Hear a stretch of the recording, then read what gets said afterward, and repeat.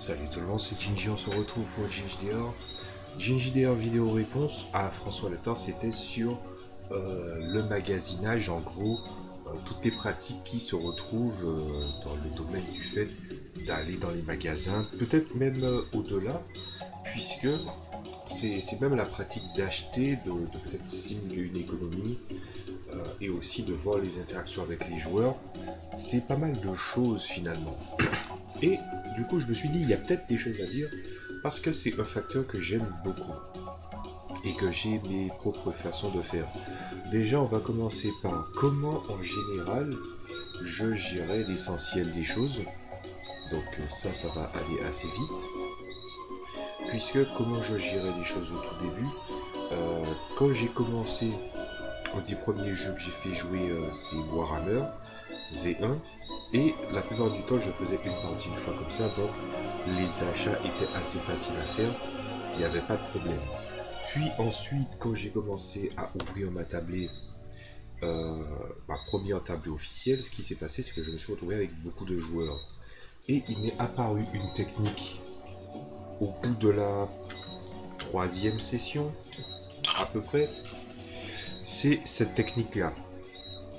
Voici ce qu'on appelle un D4. La plupart d'entre vous, vous les connaissez. Vous lancez un D4 et en fait, vous avez un espèce de marqueur de temps. Il indique à la fois le nombre d'options que vous pouvez prendre à tour de rôle, le joueur peut prendre à tour de rôle, soit le nombre de magasins qu'il peut visiter dans sa phase de shopping, mais aussi la quête d'objets qu'il peut chercher en tout. Si quelqu'un cherche un objet et que par exemple là le résultat c'est 2, ça veut dire que s'il cherche l'objet, ça veut dire qu'il pourra chercher l'objet pendant dans à peu près toute la ville.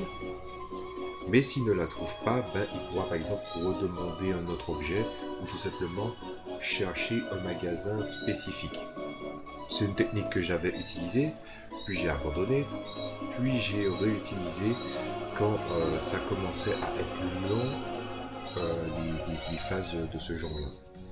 Donc c'est un truc qui est assez facile à régler, d'autant plus que le D4 je le trouve assez efficace. Au-dessus, ça devient contre-productif. Je veux dire, si tu lances, c'est vrai qu'il y a une inégalité parce que c'est de 1 à 4 et pas 4 unités directement. Pourquoi un D4 plutôt que 4 ou même les dés au-dessus ou les valeurs au-dessus? C'est pour permettre en fait aux joueurs de commencer à s'habituer au fait que les choses vont avancer. Quand je dis les choses, c'est vraiment les événements vont avancer grâce à leurs actions liées au dé, lorsqu'il s'agit de shopping, mais par contre, le rythme du jeu, lui, pourrait ralentir s'il prend trop de temps. Donc quelqu'un qui te fait un 1, il aura tout aussi intérêt à savoir qu'est-ce qu'il veut dans son inventaire, ce qu'il souhaite avoir, et ce pourquoi il se prépare. Et celui qui cherche des objets spécifiques, s'il cherche des tas d'objets, surtout il a une collectionnite d'objets spéciaux, puisque ça a été un gros sujet par rapport à François Letard, les objets magiques, j'expliquerai un petit peu mon point de vue là-dessus. Ça permet aux personnes qui n'ont pas beaucoup eu d'espace parce qu'ils ont lancé l'idée, ils peuvent se dire, je sais maintenant ce que je veux, et la prochaine fois, il saura automatiquement ce dont il aura besoin, et si ça n'apparaît pas, c'est qu'il n'en avait pas tant besoin que ça. Ça permet de tempérer les phases d'achat beaucoup trop longues, et ça a avéré être une efficacité. Au D6, c'est chiant, au D8 aussi, donc à partir du moment où au D6 vous sentez que cette pratique n'est pas bonne, ça sert à rien de faire au D6. C'est pour ça que je l'ai laissé au D4. Voilà. Et des objets, ben, les univers, surtout les jeux assez classiques, genre Donjons et Dragons et ce genre de choses, on est dans des univers où on te dit voici les objets qui existent, voici le supplément. Tu veux une liste des objets magiques, en veux-tu, en voilà, il y a même des suppléments pour ça. Et c'est sans doute pour ça aussi que, après avoir regardé pas mal de choses sur la version 5 de Donjons et Dragons, j'ai épluché des tonnes et des tonnes de vidéos, plus d'une dizaine ou une quinzaine, et je me suis rendu compte d'un truc. Les objets qui sont proposés, les objets magiques qui sont proposés par défaut, pas ceux qui sont créés par les gens, ça c'est un autre, je pense que c'est un autre sujet. Ben, on sait que ces objets-là existent, donc du coup on se dit ouais mais du coup on peut les mettre disponibles à la vente, on peut pas les mettre, sans se rendre compte que dans les règles, dans le livre de règles je parle, dans le contenu, on te présente ces objets-là, mais on t'explique pas leur niveau de rareté en fait. On peut t'expliquer leur prix, mais pas leur niveau de rareté, comment ils sont produits, le temps que ça prend. Et on arrive à un sujet qui est, faut se l'avouer, peut-être chiant pour certains, mais pour moi je trouve très fascinant, c'est le principe de l'économie dans le JDR. Et comment c'est quoi les points forts d'une ville, euh, comment se fait-il qu'on trouve tel objet et pas d'autre. Ce genre de questions-là qui peuvent être très intéressantes à être posées.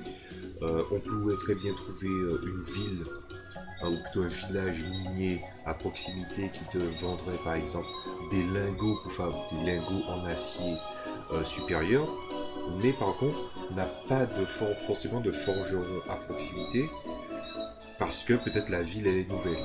Pourquoi cette ville vendrait ces objets et pas autrement? Pourquoi cette fréquence d'objets et pas autrement?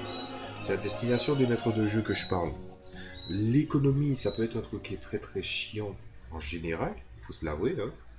Mais une fois que tu comprends comment ça fonctionne et les questions que tu dois te poser, eh ben, à ce moment-là, il y a tout un horizon qui s'ouvre à toi et ça permet, ce qu'on ne soupçonne pas d'ailleurs, ça permet aussi d'immortaliser une ville. Si tu dis ta ville elle est enrichie, elle a tel nombre d'habitants, c'est de ça qu'ils vivent. Toutes ces questions-là qu'on se pose quand on crée un univers ou quand on crée une ville, ça c'est des petites questions si vous voulez qui sont dans les guides. Oui, comment créer un univers, on est d'accord. Mais par contre, si tu mets une plus-value, si tu mets une économie, si tu commences à regarder l'endroit pour ce qu'il propose et comment il fait pour vivre en général, si cette facette intéresse les joueurs ou plaît aux joueurs, ils y reviendront. Et là où ce que j'appelle le phénomène du théâtre-cœur, c'est-à-dire que l'essentiel des intrigues se passera dans le théâtre-cœur, là où il reste en particulier, ben, tu auras un théâtre-cœur et pas mal de petits satellites qui seraient des villes qui pourraient les intéresser, auxquelles ils auraient envie de passer faire un détour. Et aussi, ça serait prétexte à créer des aventures que tu puisses uniquement faire ici et pas autrement. Et pas autre part surtout. Donc, le shopping, l'économie, toutes ces choses-là, c'est quelque chose qui est très très intéressant dans le JDR. Mais ce que je reproche un peu au JDR comme dans Jeu Dragon, c'est le fait qu'il y a un prix, tu as l'objet, tu sais à quoi il sert, tu sais qu'on te propose des objets magiques, on t'expose une table pour faire des objets magiques, et aussi on te dit combien de temps ça prend, les compétences. Il y a des jeux qui ne sont pas très crafting, il y a des jeux qui sont très crafting. Pour moi le crafting dans le JDR c'est vraiment quelque chose de cool si tu arrives à rendre ça intéressant. Et il faut l'avouer, dans mon JDR, mon premier JDR et même tous mes JDR, le crafting devient quelque chose d'assez intéressant. D'autant plus qu'on n'est plus dans surtout le premier univers que j'ai fait, on n'est plus dans le domaine il y a des tas de gens qui peuvent faire mieux que toi. C'est, est-ce que tu n'aurais pas quand même envie de faire le truc dont tu as besoin? Et partir en quête des différents éléments peut permettre justement de rencontrer du monde, de voyager, de vivre aussi des aventures pour pouvoir y arriver. Et ça, c'est quelque chose que j'apprécie beaucoup. Et même pendant les phases dont je parle avec le T4, les joueurs peuvent aussi s'en servir pour essayer de fabriquer des choses. Et puis, par exemple, s'ils n'y arrivent pas, ou s'ils ils ont des ingrédients toujours, mais qu'ils ont raté certains trucs, ben, ça sera à eux aussi de peut-être recycler certains objets, de les réutiliser. Et puis, si jamais ils ont échoué, ou voire même ils peinent un petit peu à s'entraîner et à progresser. Je sais qu'il y a des JDR, c'est en montant de niveau que ta compétence augmente. Il y en a d'autres, c'est tu peux te faire entraîner par quelqu'un et ça monte. Moi, je suis plutôt dans la deuxième catégorie, c'est-à-dire que tu peux très bien en fait t'entraîner pour progresser. Ben, il suffit juste que le joueur te dise la partie d'ensuite. Et tu te souviens du truc que j'ai voulu forger, que j'ai pas fonctionné. Ben en fait, je veux recommencer. Et vu qu'il te dit ça, et qu'il sait exactement ce qu'il veut faire, où il a peut-être échoué, et quels sont les éléments qui pourraient peut-être lui faciliter la tâche, entre-temps, ça lui ferait gagner du temps. Donc tu serais plus à même à lui accorder un peu plus de temps. Finalement, le shopping, c'est quelque chose, le shopping, le crafting, l'économie, c'est des tas de choses qui sont emboîtées ensemble, et que si vous voulez pas que ça pèse, il faut juste que vous ayez un minimum de préparation avant. Et d'ailleurs, moi j'ai un petit spécial, mais ce petit spécial, il n'est pas typique en fait de ma façon de faire en général, mais il est typique de mon premier univers. Mais je pense que c'est un truc que vous pourriez peut-être considérer. Je vais vous expliquer comment ça fonctionne. Dans les on va pas dire magasin magique, on va dire magasin mystique, puisqu'il y aura pas mal d'autres énergies que l'énergie magique. Vous avez un magasin mystique, et dans mon premier univers, les magasins mystiques ne sont pas grands. C'est pas des espèces de Walmart, c'est vraiment des petites maisonnées avec 2 étages, un étage pour le propriétaire et le rez-de-chaussée qui fait office de magasin. Ça peut varier, il y en a qui peuvent être plus grands, mais en tout cas, voilà, il y a des objets. Ah ben, figurez-vous que dans les objets, dans la manière de s'y afficher, comment les arcanistes, si on peut les appeler comme ça, ou les crafteurs d'objets mystiques, ou même ceux qui utilisent des objets mystiques, comment ils font pour, on va dire, un petit peu calmer les ardeurs de tout le monde, pas seulement les joueurs, mais aussi les PNJ, surtout dans un univers ou enfin plutôt dans une société où les objets, ben, il faut des fois des accréditations, mais que l'objet en soi est gratuit, pour éviter des choses aberrantes ou stupides, du genre oui, le gars il veut acheter un bâton et puis il se dit oui, ce bâton là il me serait utile. Vous savez ce qu'ils font dans mon univers? Ce qu'ils font, c'est que ils ne mettent pas des duplicata, ils n'en mettent jamais, ils préfèrent mettre des objets variés. S'ils ont des duplicata, ils sont en stock.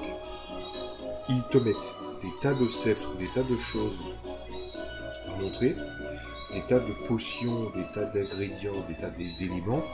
Mais par contre, un truc, il n'y a pas d'étiquette. C'est aussi bête que ça. Parce que le fait qu'il n'y ait pas d'étiquette, en tout cas de l'explication qui a été donnée, il n'y a pas d'étiquette. Pourquoi? C'est parce qu'en fait, quand quelqu'un va voir dans une étagère une potion de rétrécissement, une potion d'agrandissement, une potion de force, une potion qui, par exemple, quand tu verses la potion dessus, ça transforme quelque chose en or. Possible. Tous ces petits trucs-là, ben, à quel moment quelqu'un qui est magicien ou pas ne va pas se dire « et il faudrait bien que je l'ai ». Par contre, ne pas avoir d'étiquette ou ne pas avoir de fascicule à proximité, ça pousse les gens à demander au vendeur, et le vendeur lui-même, il sait exactement ce qu'il a mis en rayon et à quoi ça sert, surtout qu'il a les fascicules, il a tout un dossier pour ça. Et du côté du PNJ et de client en général, client entre guillemets, le client peut pas s'emmerder à faire chier le vendeur en disant et ça c'est quoi, et ça c'est quoi, et ça c'est quoi, et ça c'est quoi. Et le joueur aussi, parce que si le joueur dit et ça c'est quoi, et ça c'est quoi, et ça c'est quoi, il va énerver les autres joueurs. Donc c'est un élément dissuasif, diégétique et extra-diégétique aussi. Voilà, c'est bien ficelé, hein. C'est une très très bonne méthode, tout en sachant que forcément, il y a aussi un phénomène aussi qui est les objets. Si les objets, je parle des univers en général, mais je pense surtout dans le premier univers comme modèle, mais si tu sais que les objets mystiques ont un certain poids ou un certain pouvoir, ça veut dire que s'ils sont perdus dans la nature par des aventuriers imprudents, ça veut dire que forcément dans la nature, tu as mis quelque chose de dangereux là-dedans. Donc peut-être considérer, non pas dans l'économie, mais dans l'environnement, qu'une ville réputée pour des aventuriers imprudents ou encore des magiciens qui finalement sont très très lâches, qui laissent leurs objets en chemin, rendent les lieux moins sûrs en extérieur, peut être un paramètre qui peut déjà simuler un scénario viable. Et c'est des choses qui sont déjà arrivées, c'est-à-dire qu'il y a des objets qui traînent. D'ailleurs, petite surprise, je pense qu'en ce moment-là, mais je ne regarde pas mes vidéos parce qu'ils sont occupés, mais je le dis déjà, la première partie de l'actualité qu'on va faire ensemble, le scénario, c'est un scénario qui vient de l'ancienne chronologie. Enfin, l'ancienne chronologie. Le personnage antagoniste viendra de l'ancienne chronologie. C'est juste qu'on l'a pas arrêté à la même époque. Et qu'en fait, il a... on va dire, c'est un monde parallèle. C'est une autre chronologie. Le mec, il a jamais été arrêté. Et donc, du coup, il a beaucoup sévi dans la région. Et avec l'effervescence du monde et la sortie d'une guerre galactique, il a gagné de l'ampleur.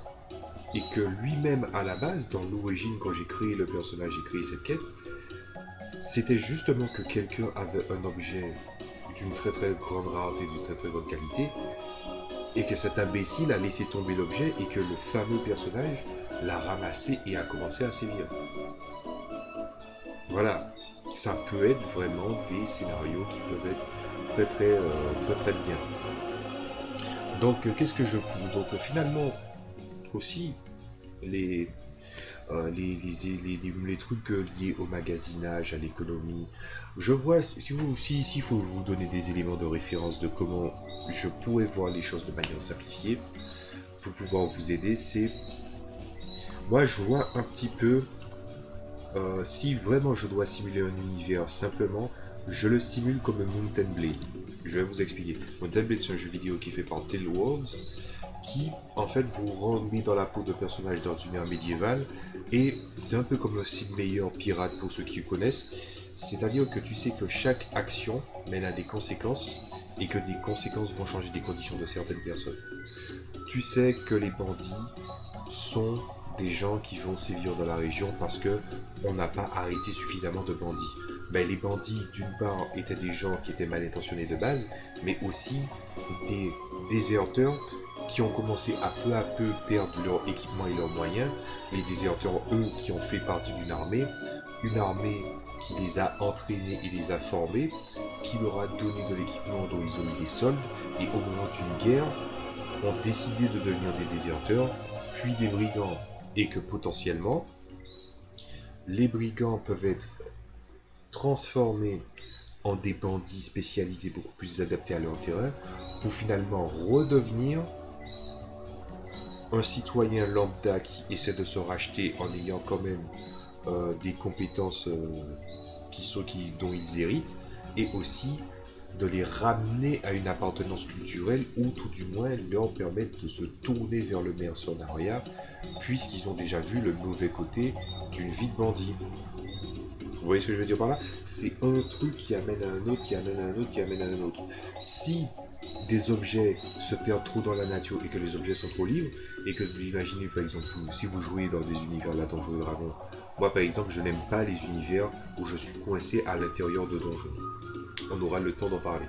Rester coincé à l'intérieur de donjons ou d'un endroit avec une place, avec des pièges, tout ça, je trouve ça kitsch. Et pas forcément dans le bon sens. C'est neutre en fait. Ça peut être autant bon que mauvais. Mais dans le même donjon, tu as une amulette de Yondala qui te donne de la sagesse, tu as une épée des rois proscrits qui te donne un bonus de dégâts un bonus de base à l'attaque de 4 points et un bonus de dégâts de 4 points supplémentaires. Et ensuite tu possèdes aussi des flèches solaires, des flèches bénies par le dieu du soleil qui permet de confondre les morts vivants et faire en sorte que quand ils sont touchés par la flèche, ils doivent faire un jet de sauvegarde de sagesse pour ne pas se faire sanctifier, et s'ils se font sanctifier, ça fait une nova de sanctification. Vous voyez où je veux en venir? J'ai pris certains éléments du Donjons et Dragons de Parker Brothers, et j'ai un peu extrapolé avec certains trucs. Si vous trouvez ces objets géniaux, allez-y, faites-vous plaisir.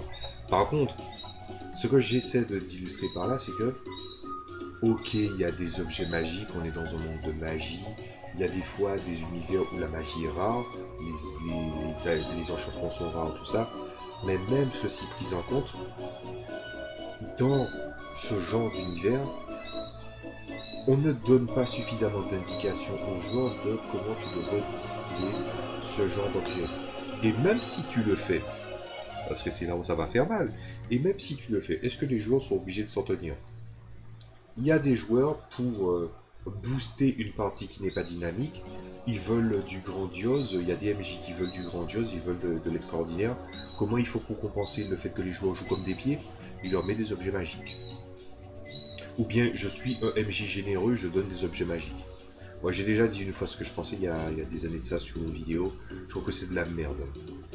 Un joueur qui joue mal, c'est un joueur qui joue mal. Tu lui mets un objet puissant dans les mains,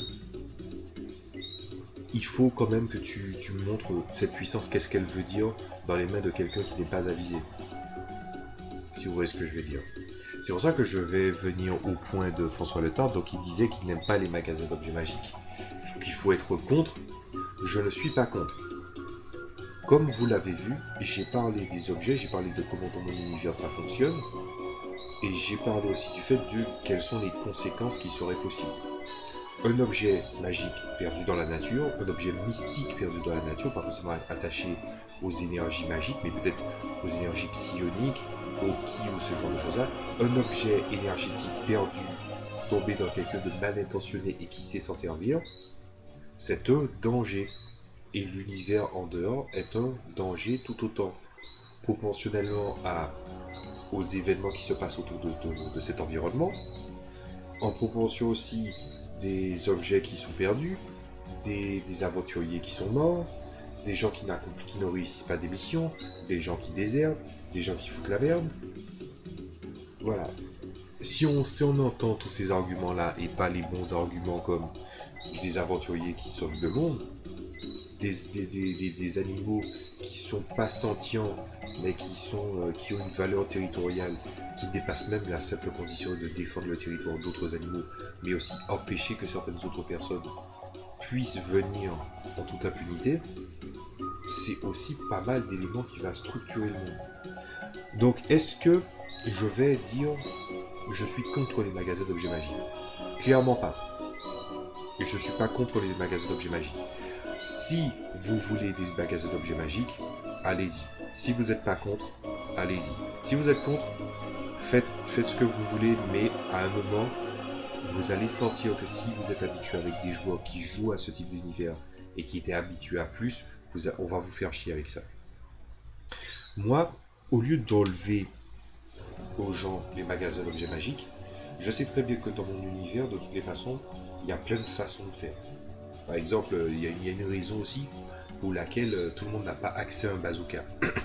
Il y a des moyens d'empêcher ce genre de choses. Et que c'est aussi un genre d'univers qui est tiré, faut se le dire, de l'univers très manga, où finalement un gars qui se bat avec une épée à deux mains peut très facilement combattre un gars qui a une calache. Il n'y a pas de problème avec ça.